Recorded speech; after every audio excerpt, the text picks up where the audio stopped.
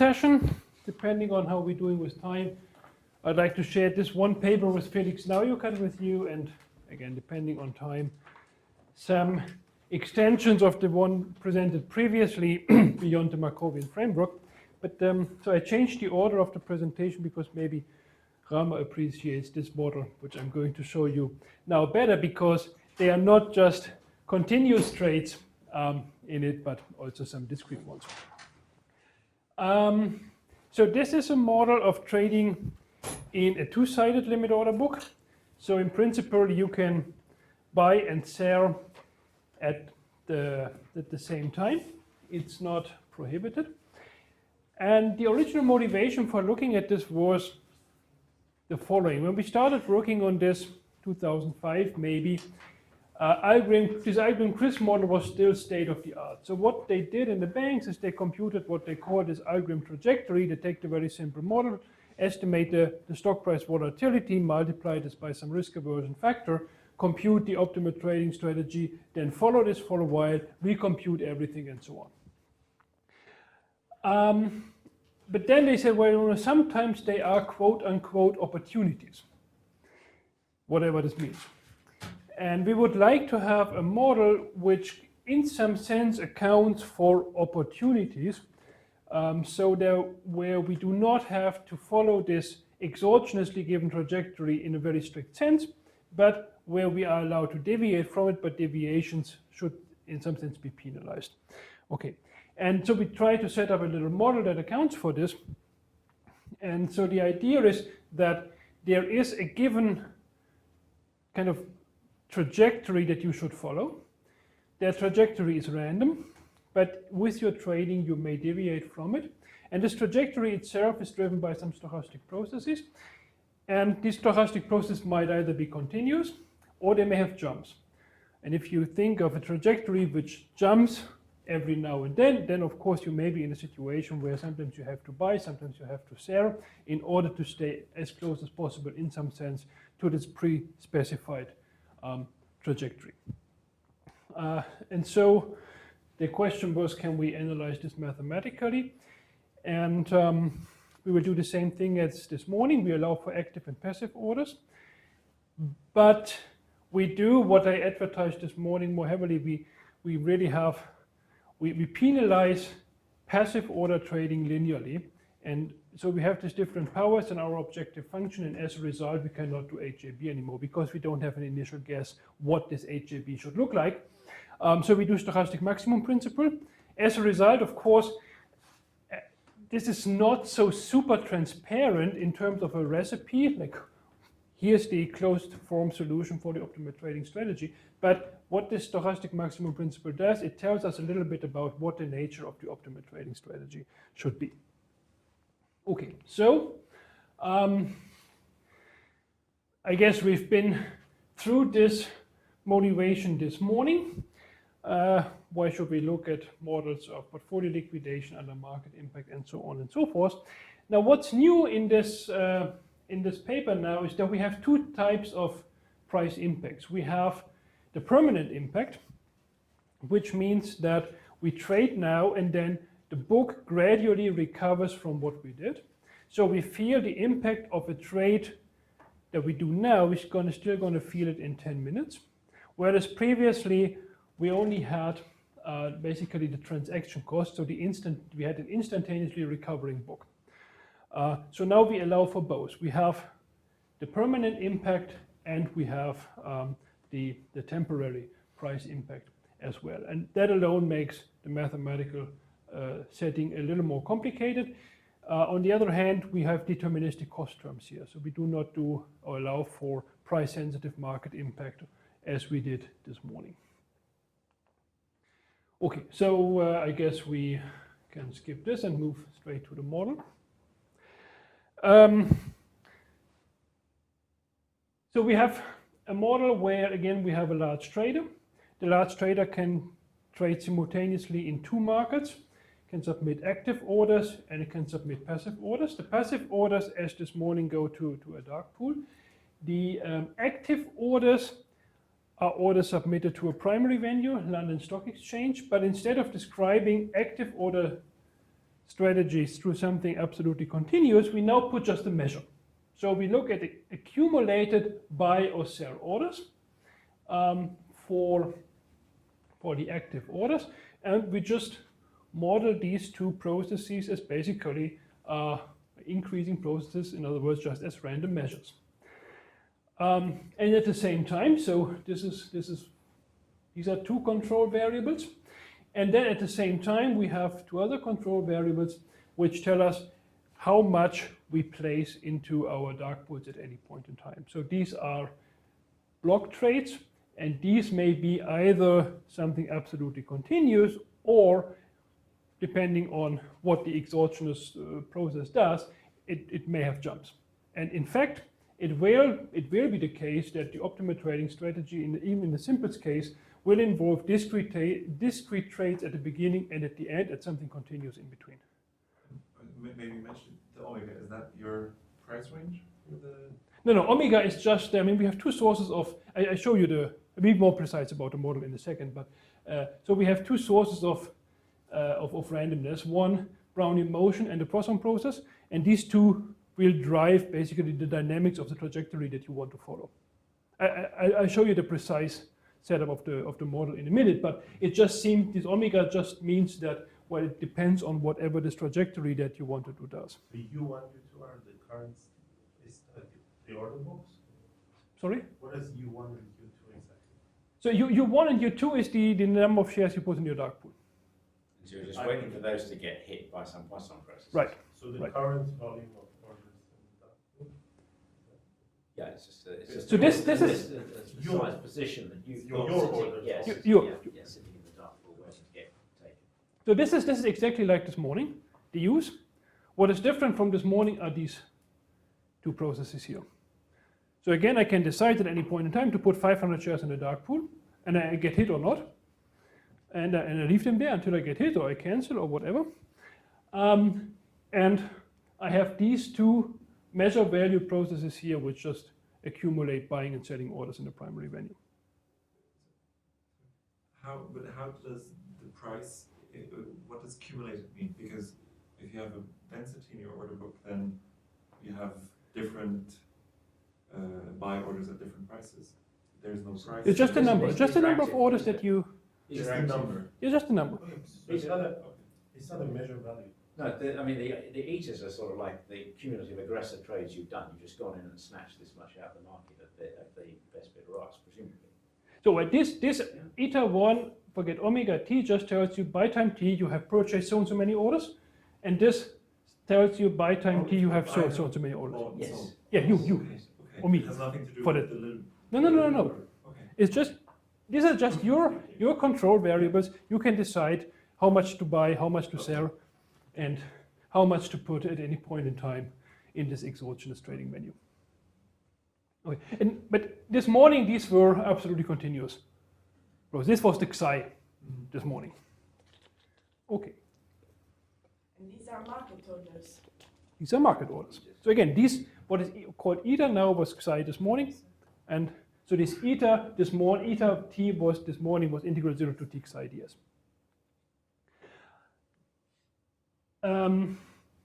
We still think that we trade in an order book, and the order book height is 1 over the market impact factor. So this morning we said, well, the order book height may fluctuate randomly. We had a stochastic factor in the model that could, for instance, describe liquidity. Now we're saying this is fixed, this is deterministic.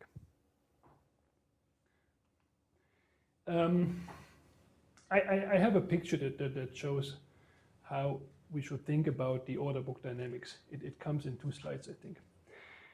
Okay, so we will allow for permanent market impact.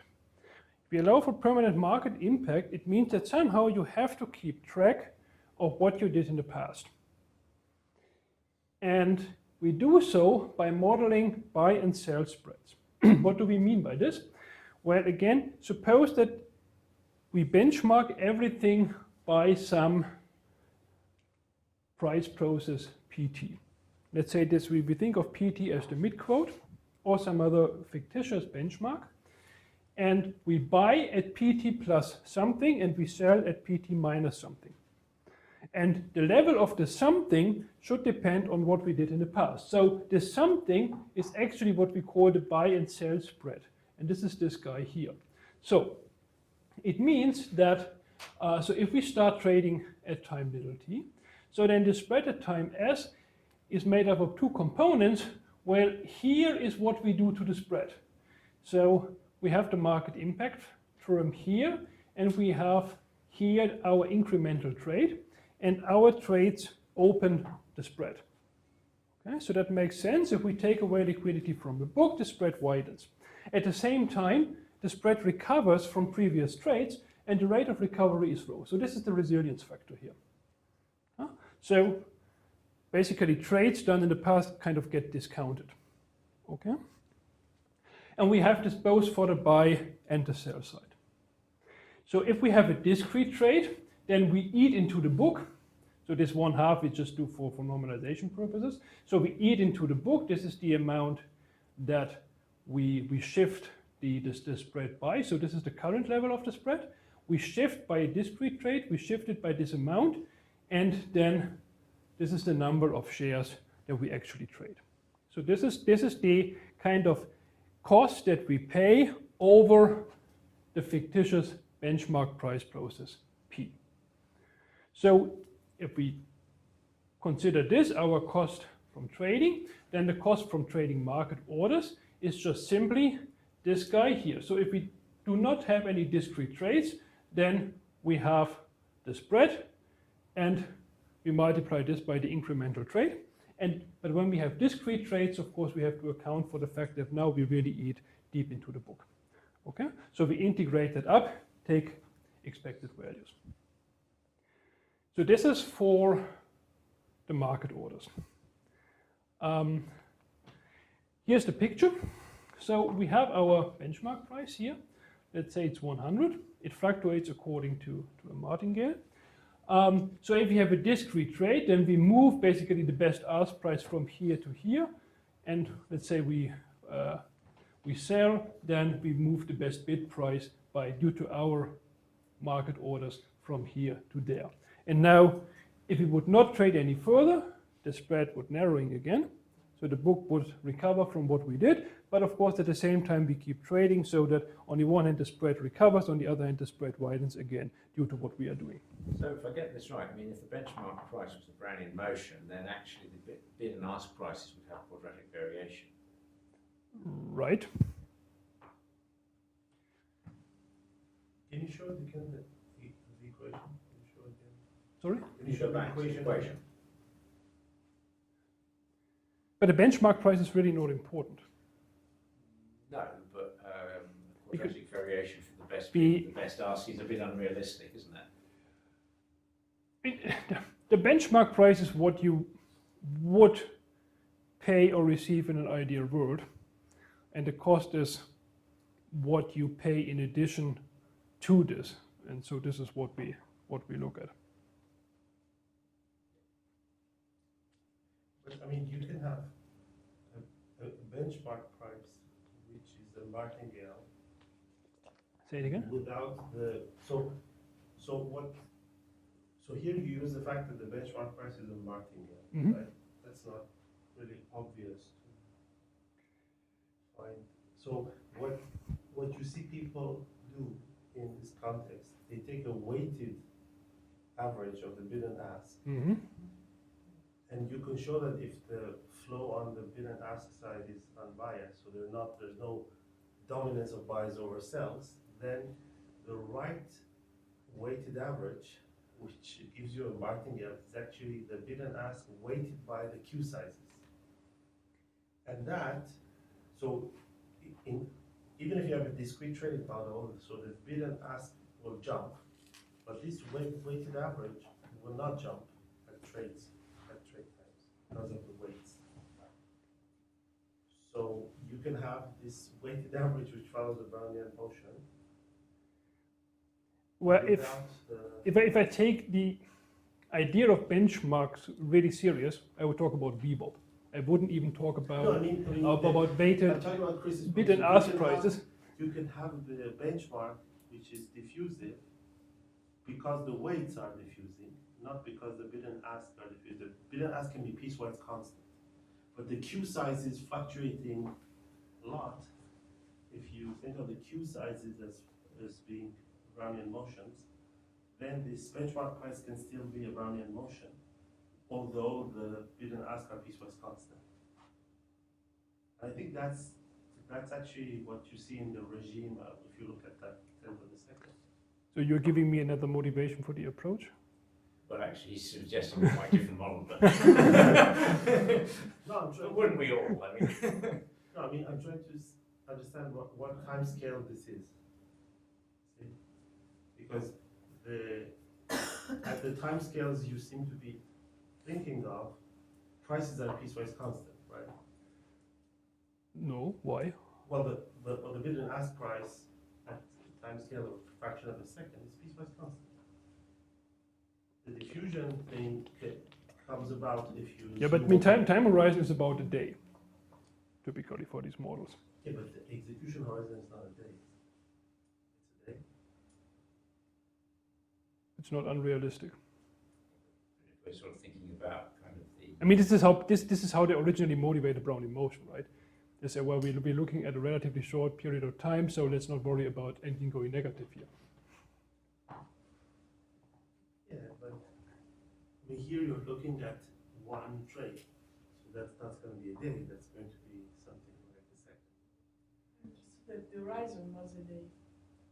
Well, if you're going to sort of try and trade out of a position, you've probably got a day to do it. But I mean, this is looking at, things like the resilience. I guess that would be perhaps happening over a period of a few minutes. If you cleared out the best bid or something like that, that would refill over that sort of time scale. I mean, that's an issue by itself, right? What is the resilience?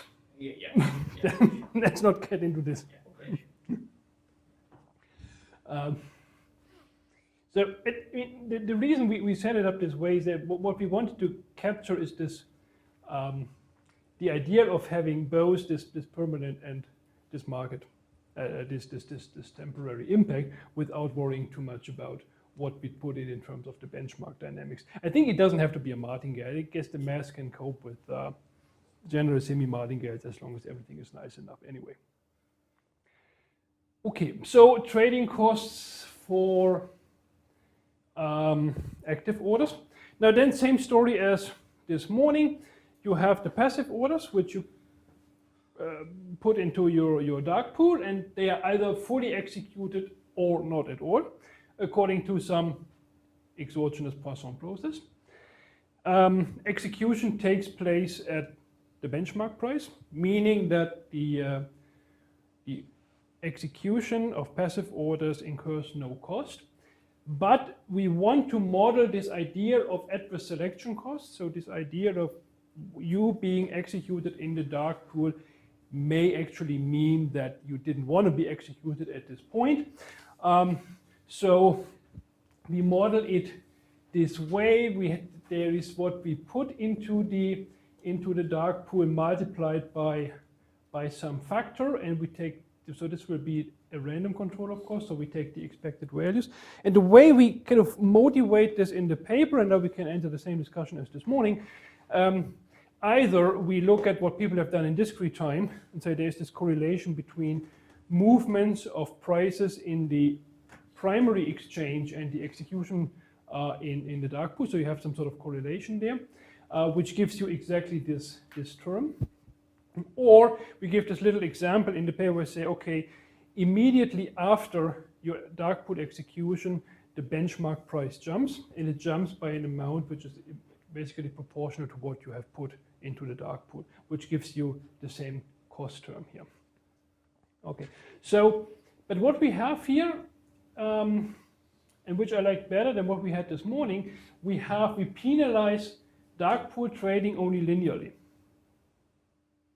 So if we move back to this one here, we have this kind of quadratic term here for here and here for active order placements, And we have a linear term here for this dark pool trades. And what this does is, I explained it this morning as well, if you have a large order, you would much rather go to the dark pool. If you have a small order, you would much rather execute this in the primary exchange. So depending on what this gamma factor here is, there will be a certain lower bound to how much, upper bound to how much you put into the dark pool, number one. Number two, if your order falls below a certain threshold, you're not going to use the dark pool again. I'm showing you a picture that illustrates this later.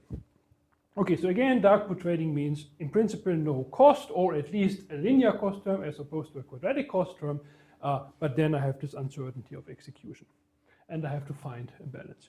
And then there's a third component that adds to our trading cost, and this is this idea of you want to follow a given trajectory. Some of the practitioners once said to me, this is a higher logic. So obviously this is something which is relevant in practice. So somebody decides that in principle you should do this. But then you may want to deviate from whatever somebody else has decided. And that comes at a cost. So we have a third process X. So we have two X's so far which stand for the spread, which we control by our choice of market order strategies. And now we have stock holdings. Stock holdings is X3. So here is what we buy, here is what we sold, here is what we buy due to dark pool execution. So each dark pool has its own Poisson process associated with it. And if we get executed, then we execute whatever we have put into the dark pool. So this is basically what we hold in terms of our stocks. And then there is some trajectory. The trajectory is alpha, and we want to stay close to this alpha process. So alpha could be what they used to call in the banks the algorithm trajectory. So this could be something that comes out of another optimization problem, which maybe has been solved at a level of several days rather than several minutes. And now our trader has some freedom to deviate from this pre-specified target level, and this pre-specified target level may depend on some stochastic factors, Z. And then there's at a terminal time, we also want to stay somehow close to this alpha thing here. Previously, this was just 0, so we wanted to be as close as possible as to 0. So one way of thinking about alpha, for instance, could be external client flow. So imagine you start out with a position, but then now people come to you and basically sell you smaller amounts of the stock, buy and sell from you. So there's an external inflow and outflow to your portfolio, which you want to account for, so that eventually your effective holding is not X3, what you have traded yourself, but X3 less the external client flow. And then this would have been just a square term this morning, and this would have kind of be a penalized square term in the model of this morning as well. Okay. So this is the model. So we have three costs now. The cost of trading, submitting market orders, which is this one. The adverse selection cost from trading dark, and in a way the risk cost, if you so want, which was the second term, which was the x square or x to the power of p term from this morning.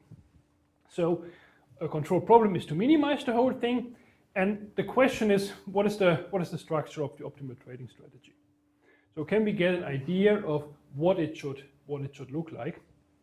And of course, if we set it up this way, there's no hope, in my opinion, to do anything with HAB. With HAB, you need to have an initial guess and then verify it. It's not really going to work here, I think. The other problem is that we have, and even if we do stochastic maximum principle, what we do, it's a bit non-standard, because we have our control appearing here as well as here in the spread. So typically when people do stochastic maximization, maximum principle, it is always something exogenous d eta. But here we have the control variable both in x, so in the state sequence, and here in the integral as well. But here, eta is finite variation, right? Eta is finite. Eta is fine, yeah. So you could do an integration by parts.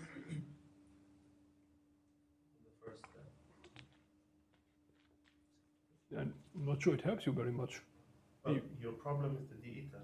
We'll put it in a more standard form. The problem is the d eta and the fact that eta is in x. Yeah, but the fact that eta is in x is standard. It's a control process. Well, in singular control, it would actually be the standard case would not be in x.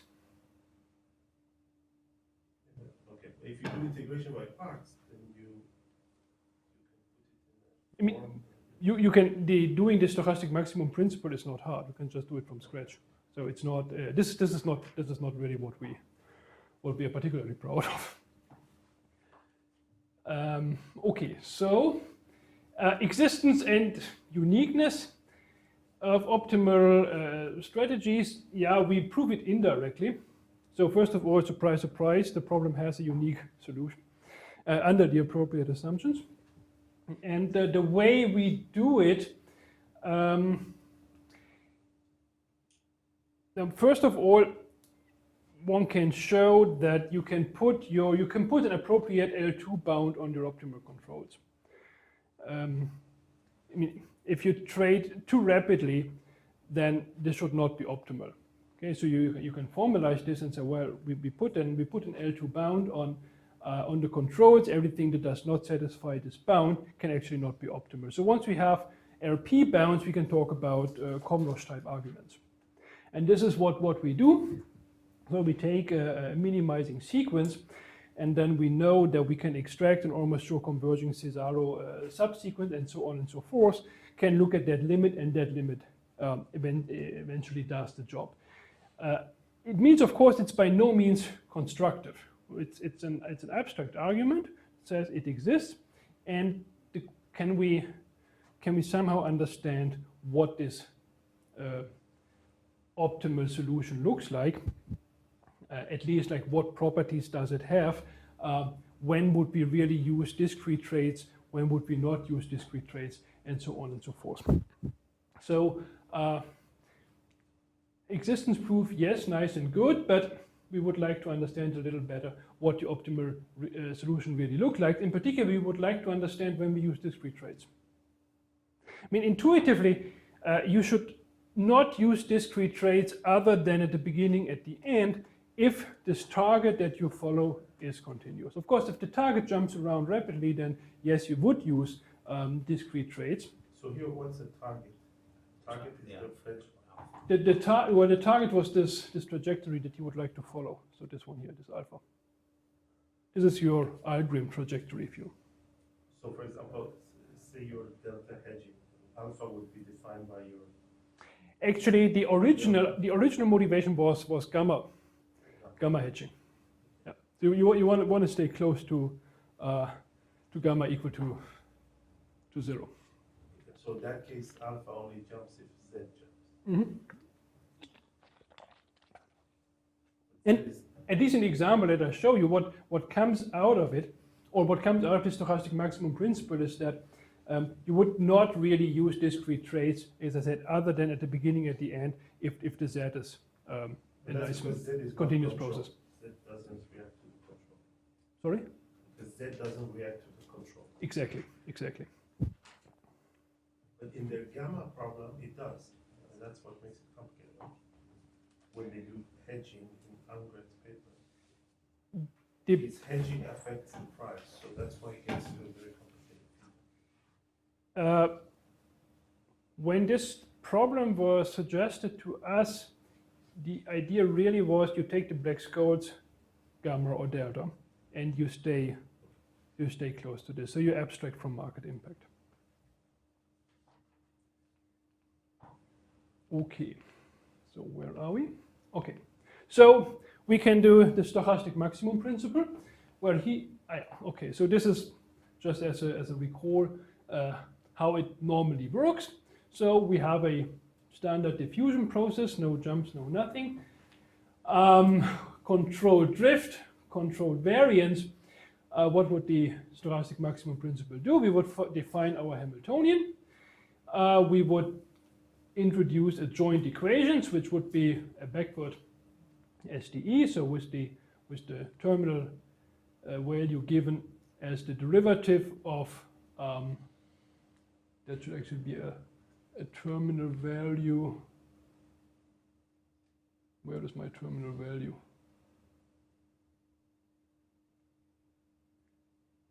Okay, so this is my in my control problem. This should be the little x, how I evaluate the terminal state of the process. So I differentiate this, set up this backward SDE, and then an optimal trajectory along with an optimal control should satisfy something, namely this thing here. But of course, typically you cannot really solve these equations in closed form, but it gives you a characterization of what, or an idea of what the optimal solution should look like. And if this Hamiltonian is nice enough, it also gives us a recipe of how to compute it, at least in a linear quadratic case.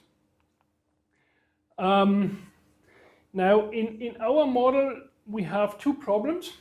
The first problem is that one of the controls doesn't even appear in the Hamiltonian because one of the state equations is linear in the control. So in this adjoint equation, we're not going to see the U process. We're not going to see the dark pool trading component.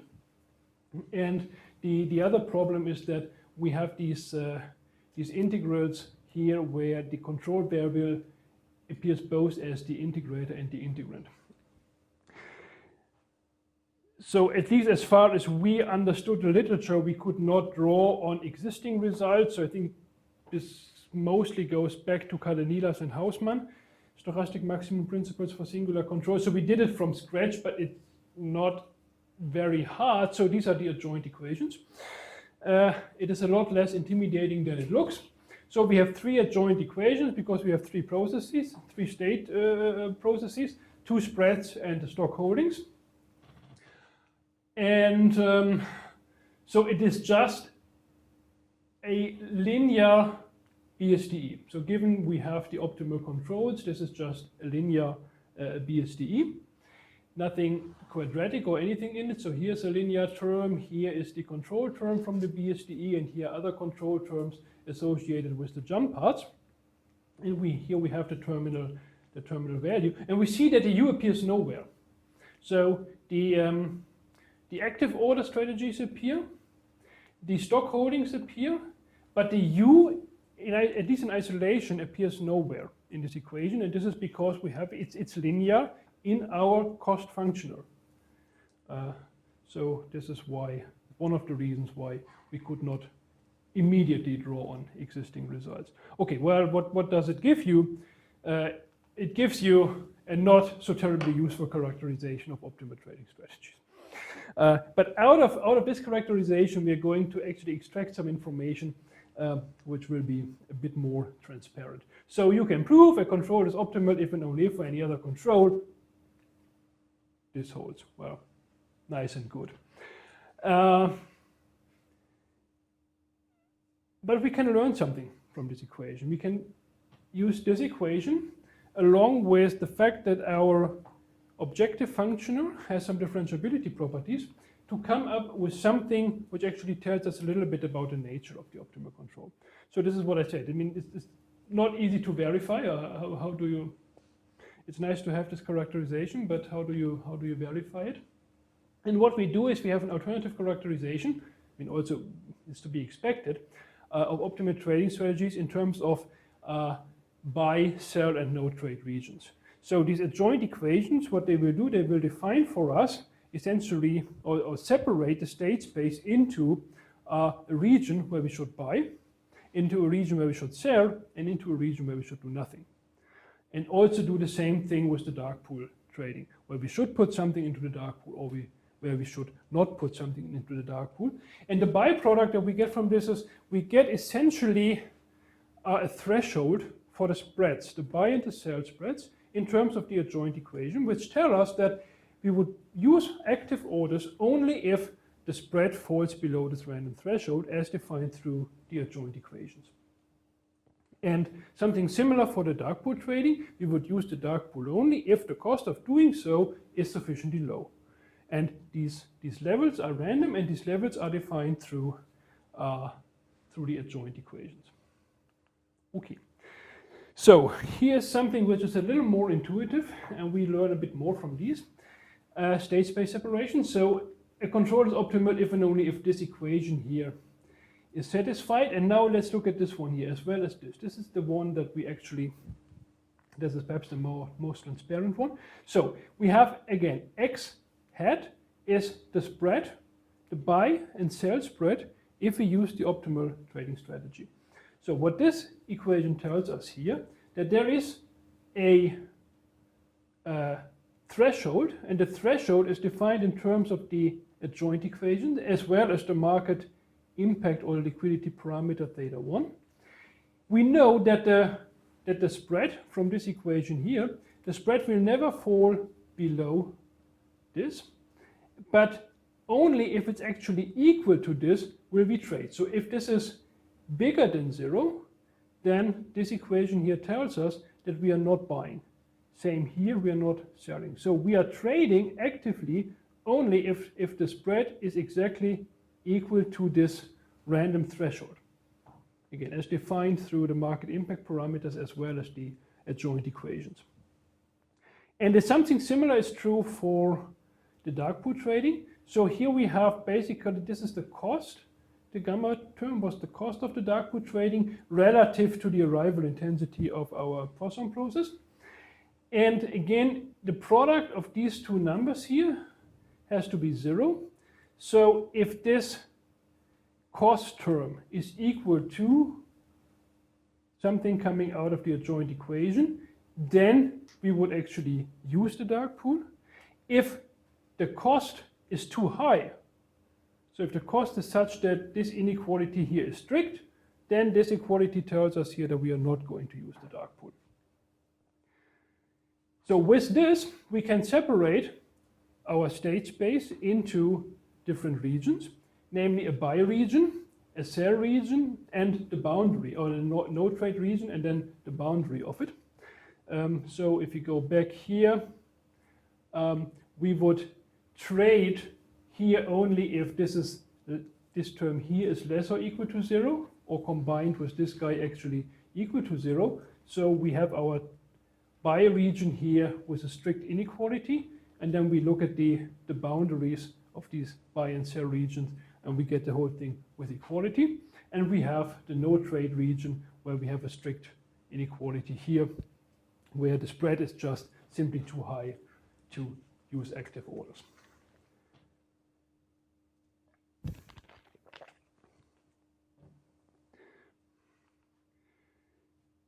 So what does it mean? In words, it means that if we're in a no trade region, then we don't use market orders. And the optimal trajectory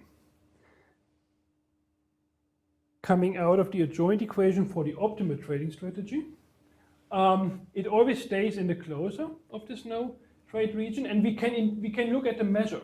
We can look at the measure induced by our market order process, and this measure is supported by the boundary of the buy or sell region respectively. So the question is then in some sense what triggers or what drives us off the boundary. So if this boundary from the joint equation is something that just fluctuates a little bit, we can essentially stay on it. But once there's some sort of an impulse that drives us off the boundary, we have to get back on the boundary. But this impulse to get us off the boundary can come only from this process Z, which drives our target that we want to follow. So if this is something continuous, then intuitively it is clear that at best initially we hop on the boundary, then we stay on the boundary. Once we're on the boundary, we are not using discrete trades, and then maybe we have another discrete trade at the end.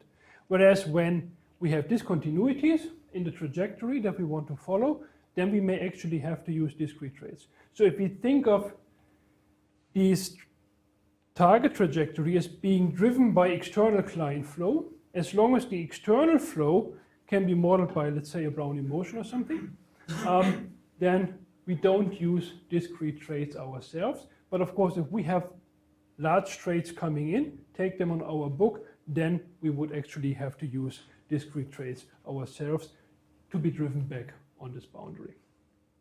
Okay, so I guess this is basically what I have written down here. So we have a threshold here for well, we say crossing the spread, but for trading actively.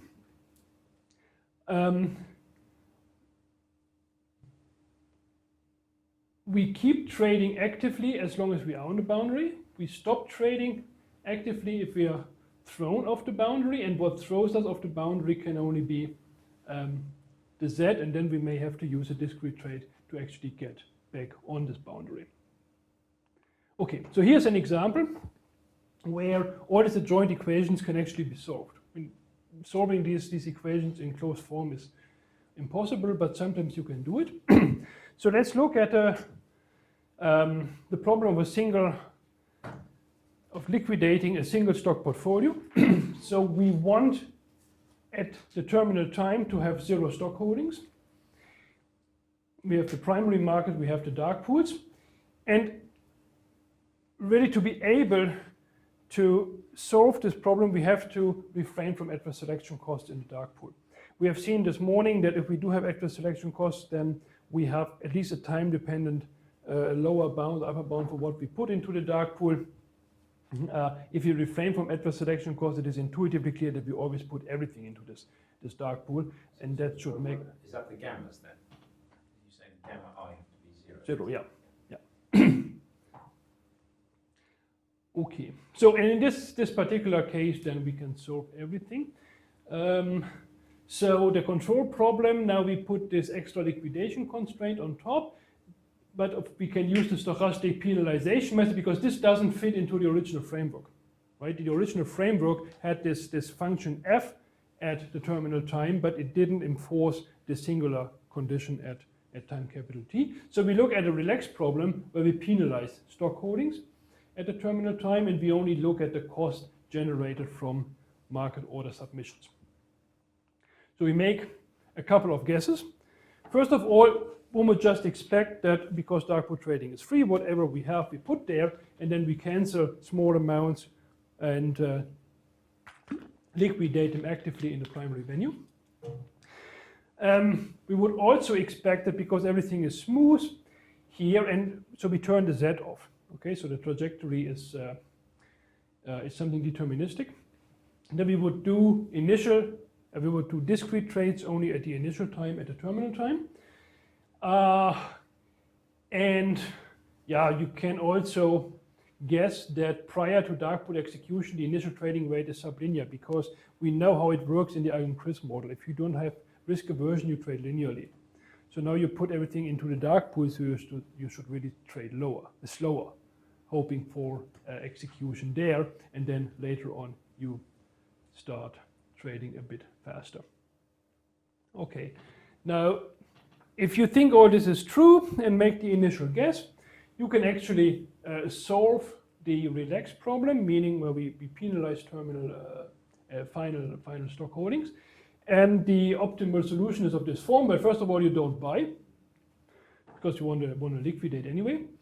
Then you always put what you have into the dark pool. This is what this guy says. Then you have a discrete trade at the beginning. There's a discrete trade at the end, conditioned on you not being executed in the dark pool, because once you get executed, you're done. Okay. And then in between, we trade absolutely continuously. Okay, so this is how much is actually gone from our initial discrete trade. So we account for that, and then we trade out of this position at a certain rate, which amounts to this guy here, again conditioned on not yet being executed in the dark pool. So we have a couple of ends in here, which is the penalty term from the model relaxation. So we let that tend to infinity, and I have to show that this is actually the solution that we want, and it is. So the solution to the original problem, again, put everything into the dark pool, two discrete trades, one at the initial, one at the terminal time, and in between we liquidate as a constant rate, and we never buy in between. Okay, so it looks like this. So this would be a benchmark trading strategy in a model without dark pool and risk cost. So we would have an initial discrete trade, which brings us down from here to here. then we would trade constantly. So we have a linear cost function here. So we saw this morning that the optimal trading strategy is what you have divided by the time interval, and then we end up with something at the terminal time, and we have another discrete trade. If we do have the dark pool, we may have an initial trade here, but this is much, much smaller, as you can see. So we jump only from here to there. Then the rate of trading is a lot slower initially than it is in a model without a dark pool. So we wait and hope for execution. And then, so we trade out of the dark pool, so our position decreases, but rather slowly so initially. And then we may be executed, the dark pool, which may happen here, and because we put everything in there, we are now done. Or we continue trading without execution, and we would basically continue along this dotted line. So the rate of trading would be really a lot slower, and if we are not executing the dark pool, then we have a much higher discrete trade at the terminal time. So which is also, I think, a rather intuitive thing to do. Now, I don't have pictures for this, so I can only tell you the story. This, the nature of this trading pattern changes dramatically if you have more than one stock.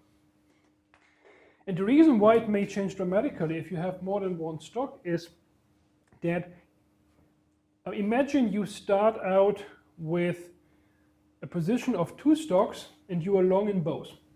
And let's say they are extremely highly correlated. Now, from a risk perspective, that is not a very convenient situation.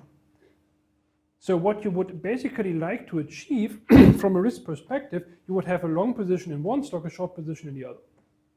So what you do, if you're allowed to do it, what you would like to do is you would put the less liquid stock into the dark pool, and actually more than you have, hoping that upon execution in the dark pool, you now have a much more balanced position.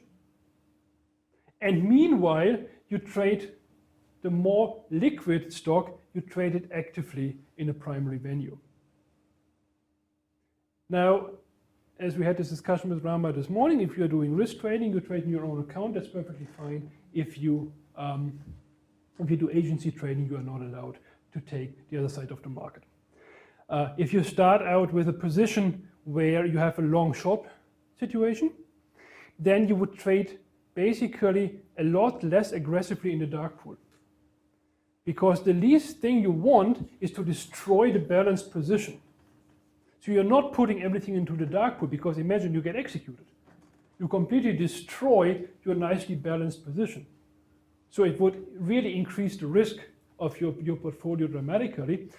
So, I mean, this picture here really is true only for a single stock.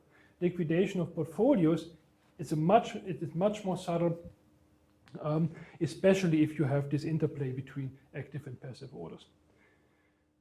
Okay, so what do we have here? Yeah, so we have the optimal trading rate with and without a dark pool. So we see that we start out much slower and then take on some speed later on if we don't get executed.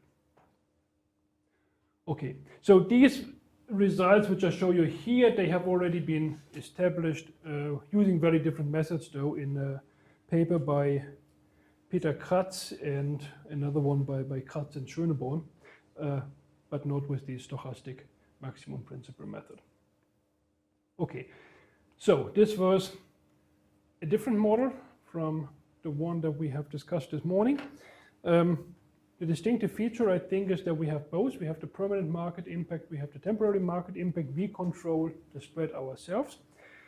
I think that the model that we discussed this morning can be extended in such a way that it accounts for the permanent market impact, in which case we have this extra state sequence. So one of my students is working on this right now, and he tells me that he's almost finished. So let's see. I haven't seen it, but it makes a lot of sense that you can extend this asymptotic expansion of the value function to a model where you actually also control the spread to some extent. Okay, so this was what I had to say about this model. So if there are any questions about this setting.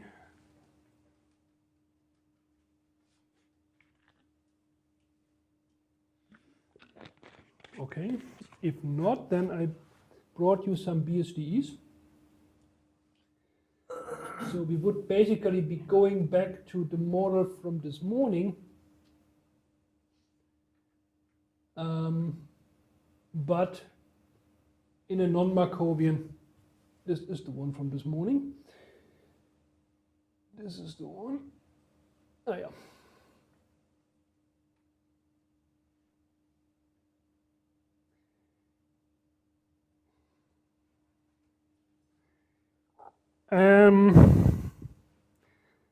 So the model from this morning said, give me a Markovian factor, give me a particular structure of the cost function, and then we end up with an HJB PDE.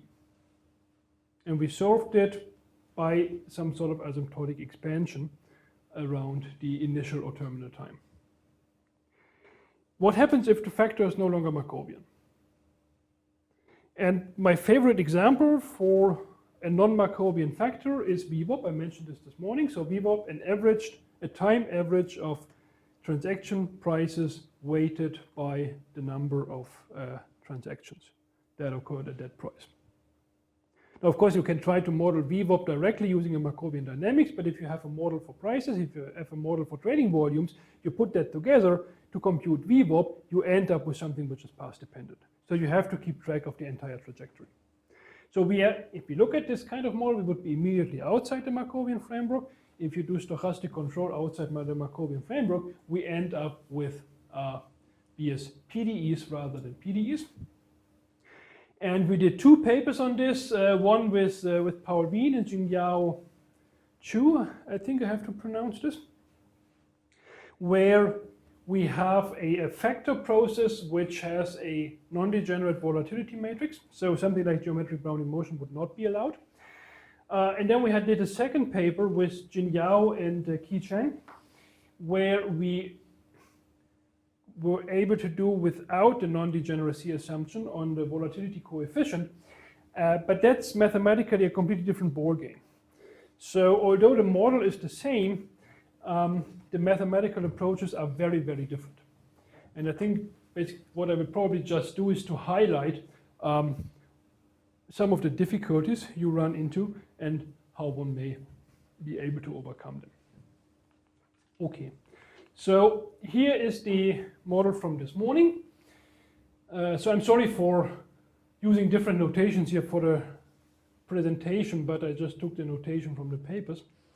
So we had a factor process, price, whatever you want to call it, Brownian martingale, active order, trading rates xi, passive order placement nu, portfolio dynamics, trade absolutely continuously, plus this jump component here, and then the value function had the market impact costs, adverse selection costs from dark trading, risk cost, with the terminal condition being of this rather odd nature here. Okay. So what do we want to do? We would like to have a non-Markovian model. And non-Markovian model would mean that we make these coefficients here depending on the entire past. So we make these cost coefficients depending on a factor as well as adapted to the filtration generated by some Brownian motion. So we may have the entire history of some stochastic driving process here in the coefficients.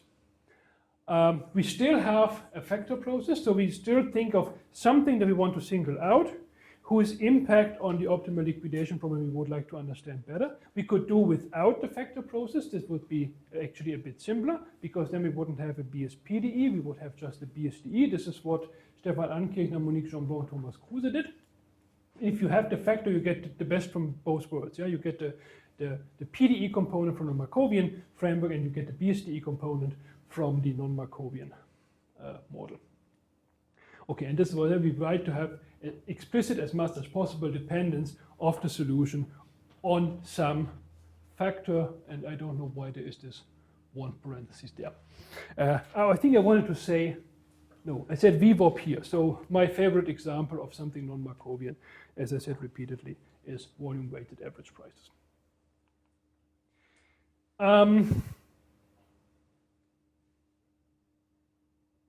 In both cases, whether or not the diffusion matrix of the factor process is degenerate or not, the candidate value function is a BSPDE, but in order to solve this BSPDE, we need very, very different methods.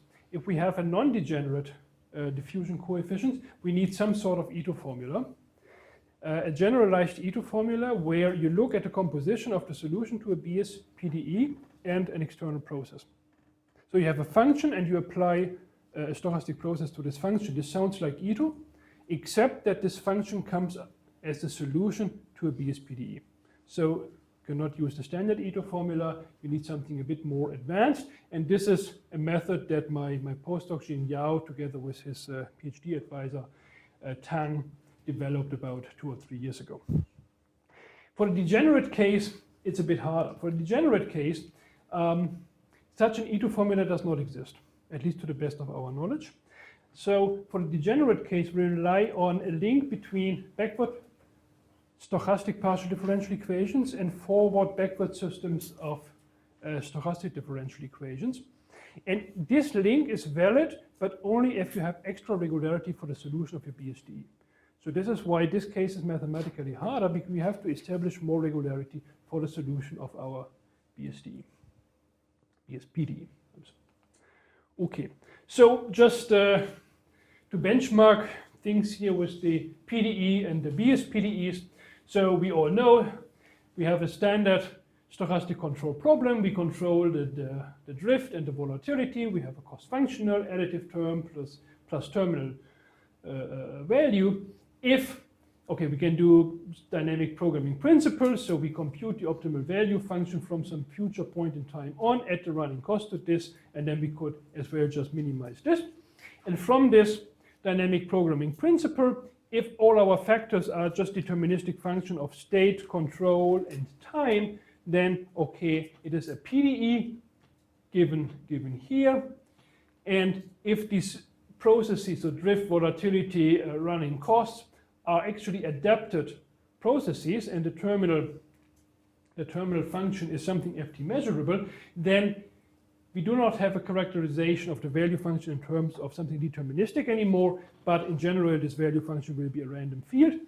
So we end up with a BSPDE, and the solution to a BSPDE is a pair of processes. So now we would be looking for a pair of processes, V and psi here, kind of indexed by X, adapted such that this system of this equation here holds in whatever way. Okay, so as soon as we are outside the Markovian framework, and this is Peng's work, as soon as we are outside the Markovian framework, we have to work with BSPDEs, and this is what we do in this model. Okay, so let's just see how we set up our non-Markovian models.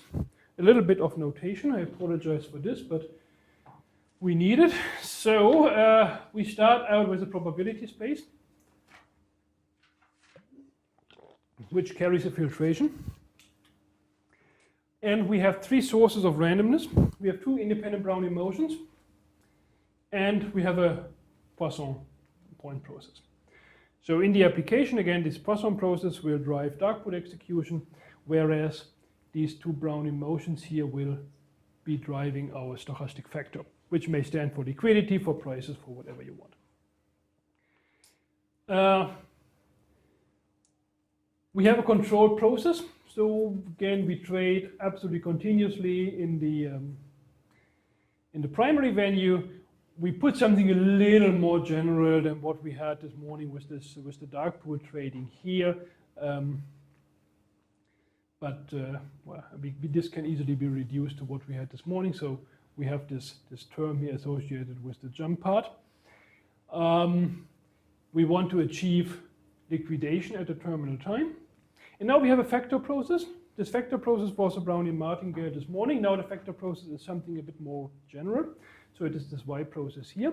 The y process is driven by the two Brownian motions that we had, with the extra assumption that the coefficients here, these three, are actually adapted to the filtration generated by this guy, the W Brownian motion. So this omega here stands for the trajectory of this Brownian motion here, not the B, the W.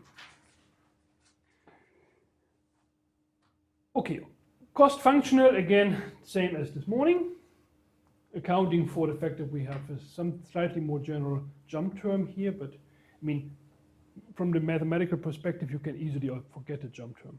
It causes nothing but notational trouble. It doesn't really add anything to the mathematics. But then why not having it there anyway? So here are the assumptions. So we have the filtration F bar, which was the filtration generated by all our processes. So now we have F being the filtration generated by the W only. And we assume that all our coefficients, so drift and these two volatilities here, along with these cost coefficients, they are actually adapted with respect to the filtration coming from this guy here. So this is what this assumption here says. We always have this adverse selection cost term to be non-negative, so we can turn it off if we wanted to and set it equal to 0. We make boundedness and Lipschitz continuity assumptions as usual, and we make this non-degeneracy assumption on the volatility of this guy here. Okay. So that, for instance, would just rule out geometric Brownian motion in a Markovian setting. And we have to have a minimal cost of trading in the primary venue. So this eta is what multiplies the trading rates in the primary market, and we have to have a lower bound for this innocent assumption. Okay, so under these assumptions, we make a very formal ansatz for our value function. And again, we have this power structure, so of course we would have a value function that we can represent as the square of the state sequence multiplied by something. Now, of course, the something has to depend on the factor.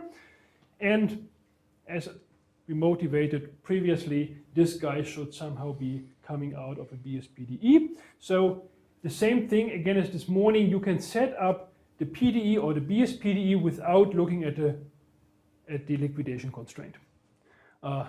So this looks very much like the one that we had this morning. And then we have this extra condition again here, this singularity condition at the terminal time, which is there in order to guarantee execution.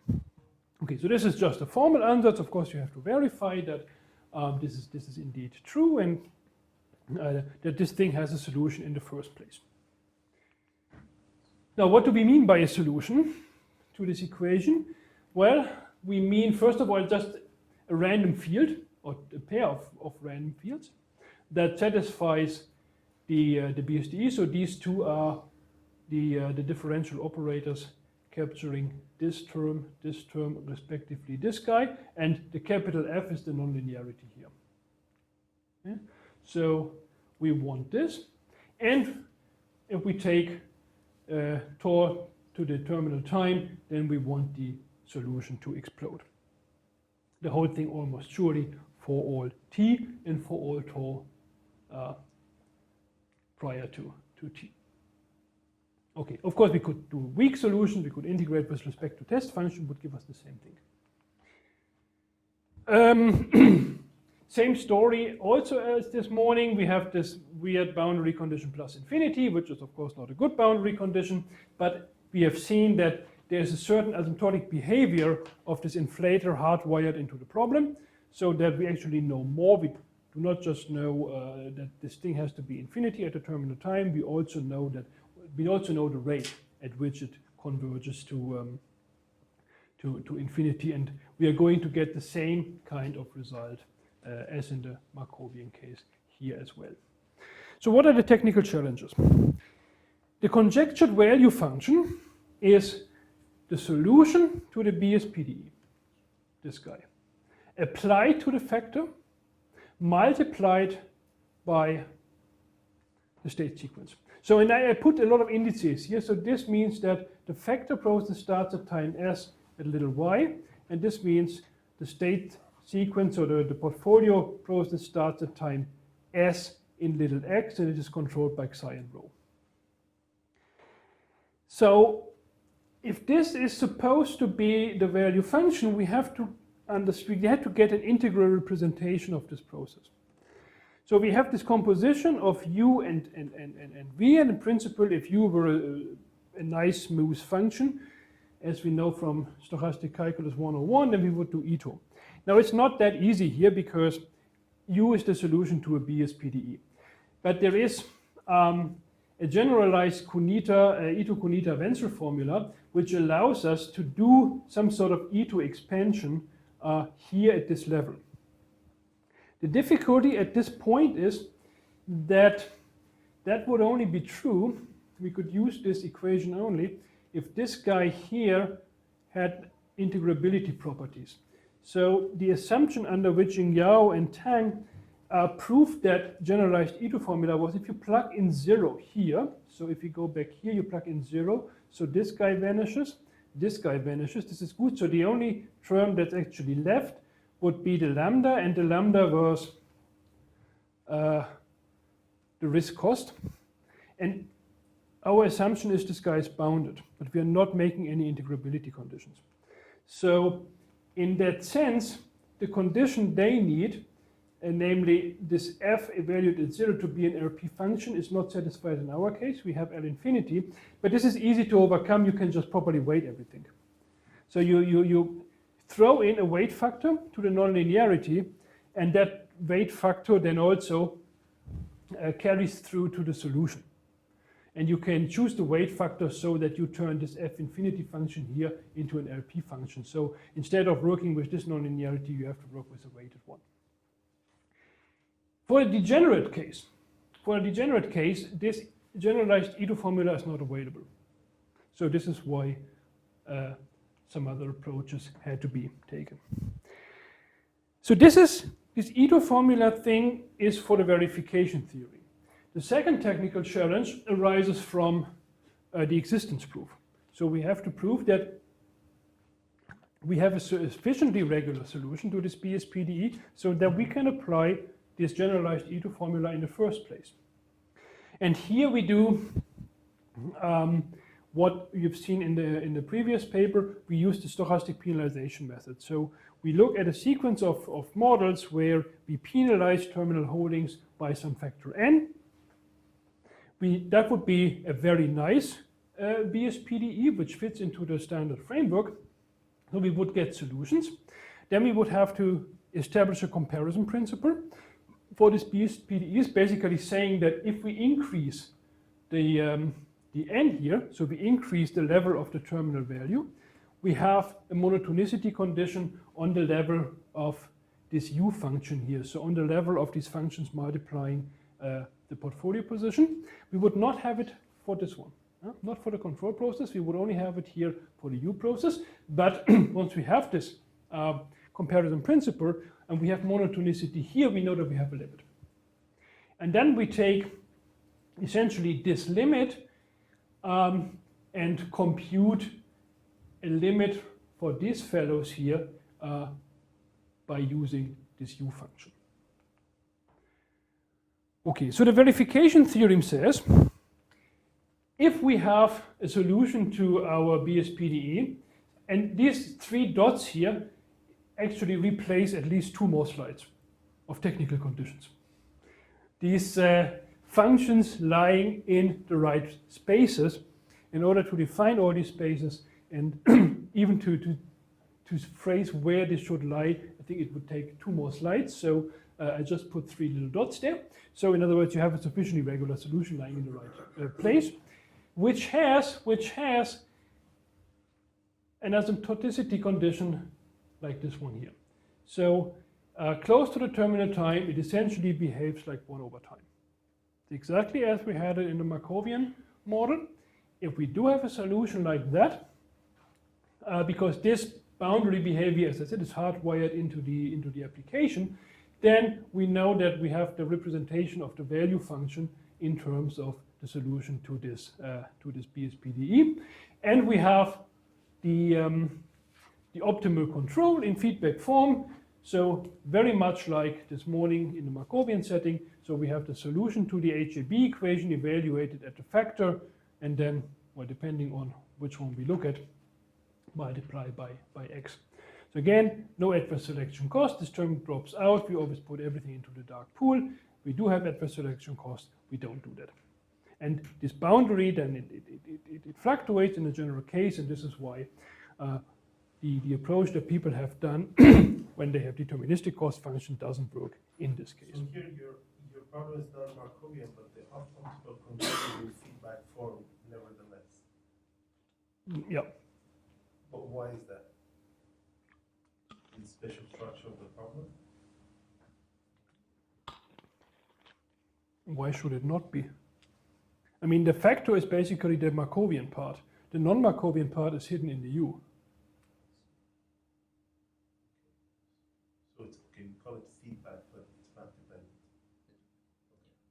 I mean, I guess you basically set it up so that the losses are quadratic. Well, the quadratic, and I would say that, you know, if you don't have the factor, you solve the BSDE, and then this would be the solution to the BSDE, so you wouldn't see the factor. But the factor brings in some sense, a Markovian nature, and then the non-Markovian is hidden in the U, roughly speaking. Although the factor can be more general than Markovian, but I mean, heuristically, this is what happens. Good. So the form, of course, of the optimal control is the exact same as in the Markovian setting, except that the components that you use to compute it are very different.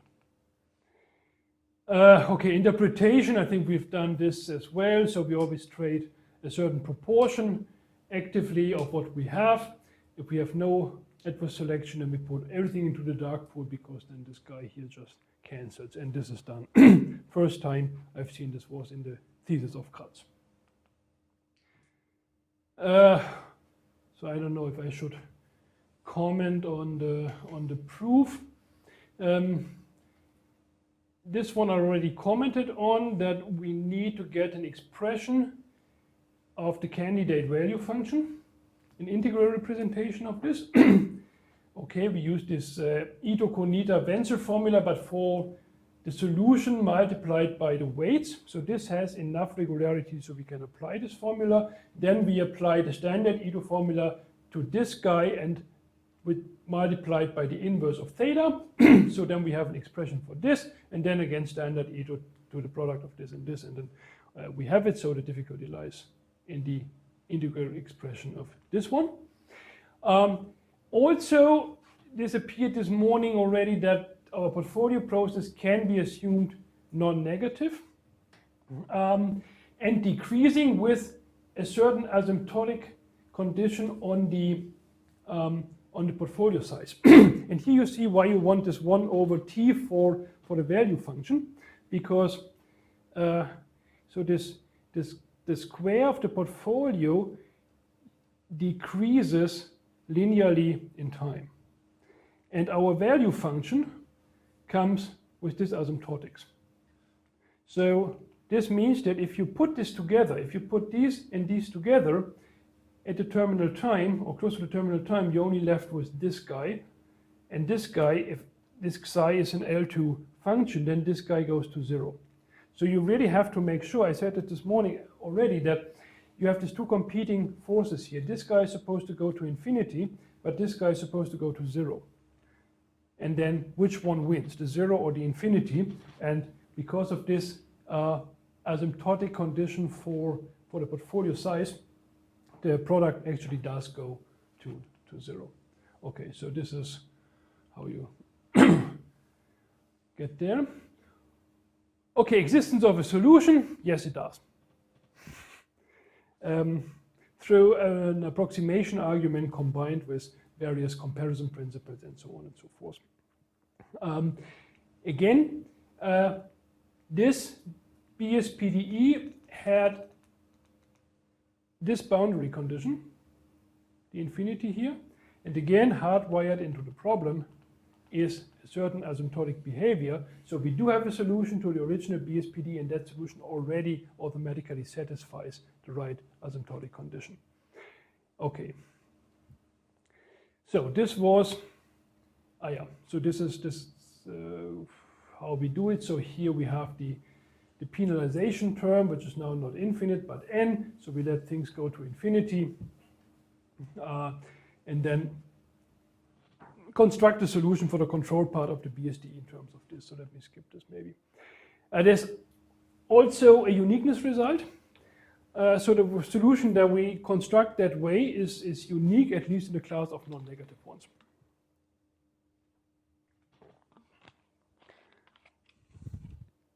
Which is, at least to me, also a bit surprising, because even though we have this, this asymptotic expansion, the asymptotic expansion also leaves a little bit of freedom for variations, but nonetheless, the solution is unique.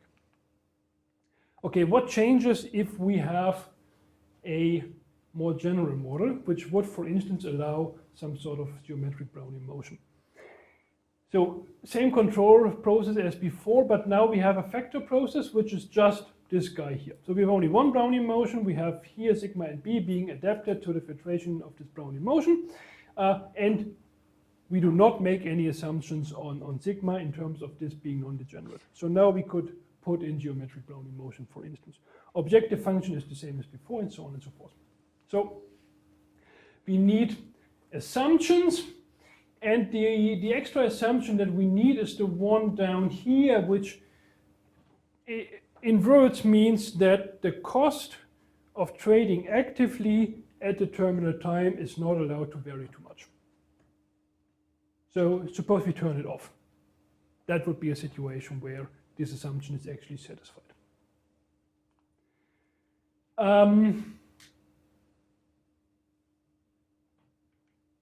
Again, we would have a candidate value function of the form here, but we cannot do E2 anymore.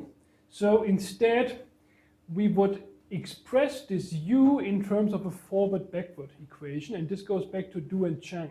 So Chang is one of the co-authors of this paper.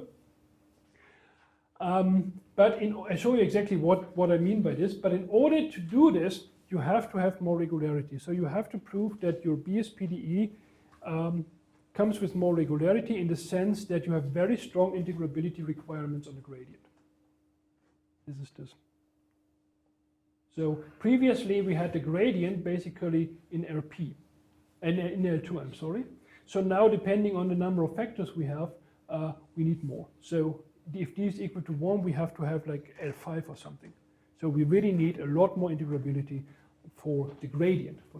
So the point is this space here. So we need a solution, weakly continuous, in H1P. So the gradient has to be P in LP. Previously P was 2, now it has to be bigger than 2 plus something, which is related to the number of factors that we have. This is key for the verification theorem. Okay, so I skip this. So here's the BSDE PDE link. The main result of Du and Chang, it says that, again, you have enough regularity. You have a BSPDE with a solution, with a terminal condition, which lies in this space here. So in particular, the gradient is in L2. Okay, here. So then this BSPDE has a unique solution, which comes with certain regularity. Now, if both the nonlinearity as well as the terminal condition come with sufficient integrability for the gradient, yeah, and the P is bigger than, I forgot this, the P is bigger than the 2 plus 2D that I had before, then we can express this composition of the solution to the BSPDE and our factor process in terms of a forward-backward equation.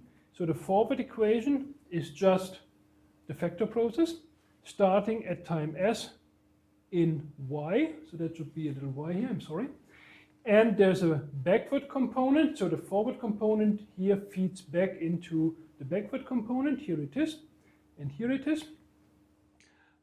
This rho term is in the definition of the BSPDE. And so it says that basically this composition, which we need for our value function, is loosely speaking given in terms of a BSDE, which of course is a simpler object to deal with rather than a BSPDE, if we have sufficient integrability. Okay, in a nutshell, you have to have a closer look at the convergence of these U processes to infinity at a terminal time. This is very, very nasty. So previously you always said, well, this is like 1 over time. But now you have to be more precise. So it's not 1 over time, it's 1 over time plus a little bit.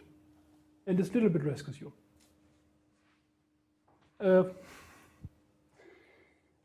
And the other idea is that, so we have the solution to this BSPDE. Now this control process in some sense can be seen as the gradient of the solution. Not in a precise sense, of course, but it is related to the gradient.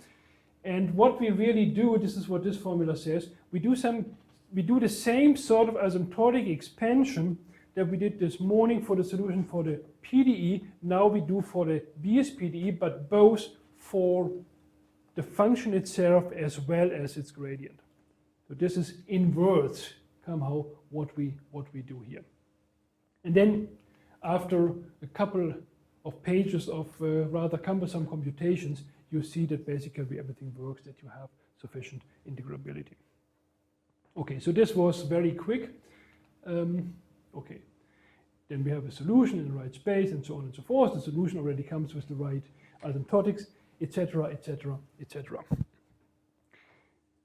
So this is rather technical, but the same structure of the solution, of course. You can also show that you can get rid of some of the almost sure statements with respect to the factor, but maybe this is also not so terribly interesting. So this is more like a contribution to applied probability, a control problem with a particular structure which has a solution. So what have we seen? In these two approaches, non-Markovian control problems with singular terminal conditions, depending on whether you have a degenerate or non-degenerate diffusion coefficients, you need very different approaches. We are looking into an alternative proof right now, which doesn't use the penalization method, which gets rid of all these convergence results. And I think the asymptotic expansion from the Markovian paper should also work here. So we have somebody looking into this. And then again, what happens if we have different powers, as we had in the paper with the curve following. So can we do the curve following modeling with stochastic cost functions?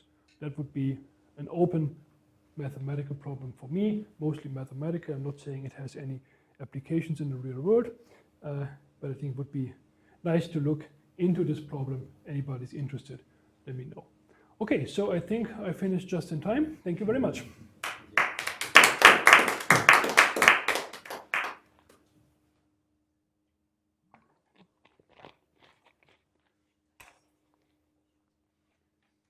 So, any further questions? If your factor process was two-dimensional, could you actually compute anything? Could you compute anything? Suppose I gave you a factor process, I posed some parameter values. Could you come up with the solution? In that setting? Yes. The answer is so. I'm giving you an aggressive answer. Yes. You need it, it's Yes. an question. Yes. If. Yes. If. Yeah. I think what could be computationally difficult is to deal with the penalization at the terminal time.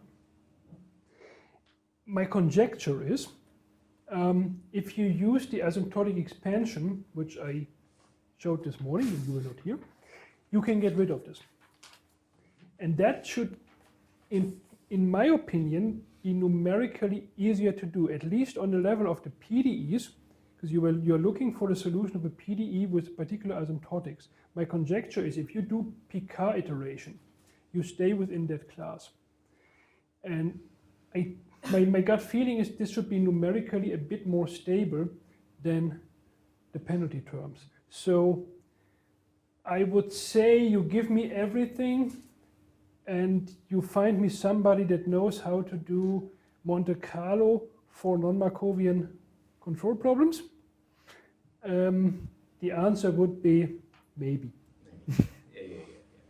Because I mean, these things. It seems to me like I mean, I have to kind of sit back and in sort of amazement at the technical aspects of what you've been doing. Because it's obviously very tough stuff. But I mean, as I always say, if you've got any problem, what are the two least interesting things you can tell me about the solution? We looked into the problem of computation. There's a recent paper by a French lady, I forgot the name, just appeared in the Annals of Probability, and she did a very general framework for Monte Carlo for non-Markovian control problems. And I want to invite her to Berlin and really to see whether if we combine her numerical approach, her numerical expertise with this asymptotic idea that we have, whether we can do something with it. Because I mean, as far as I'm aware, BSDs, we haven't got a kind of very, very good kind of computational framework for handling those things, have we? Especially the quadratic ones that we are dealing with here. Yeah, exactly.